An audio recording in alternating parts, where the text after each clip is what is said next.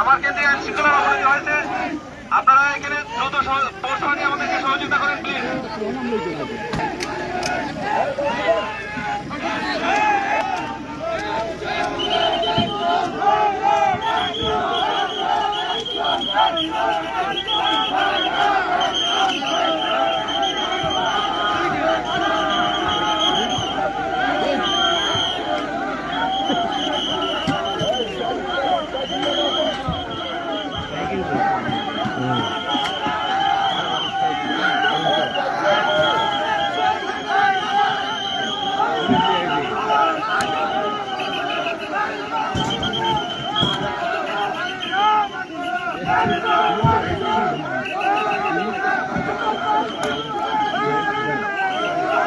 Police নিয়ে গেছে।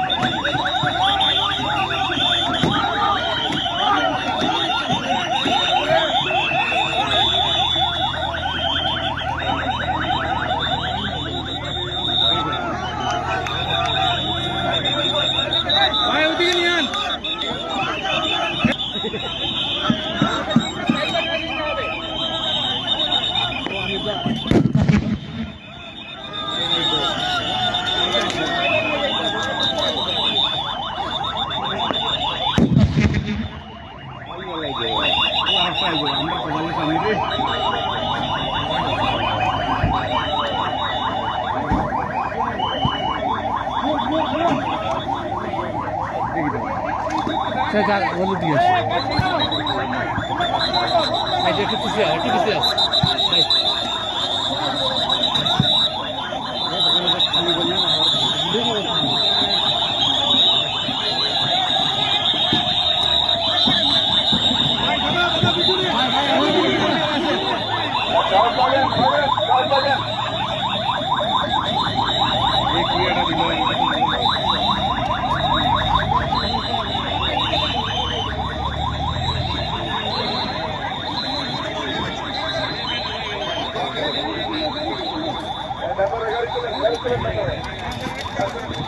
আসামি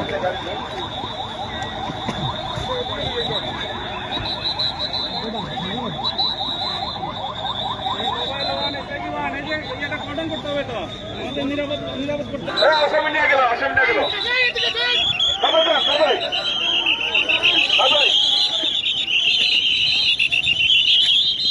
ধরেন ধরেন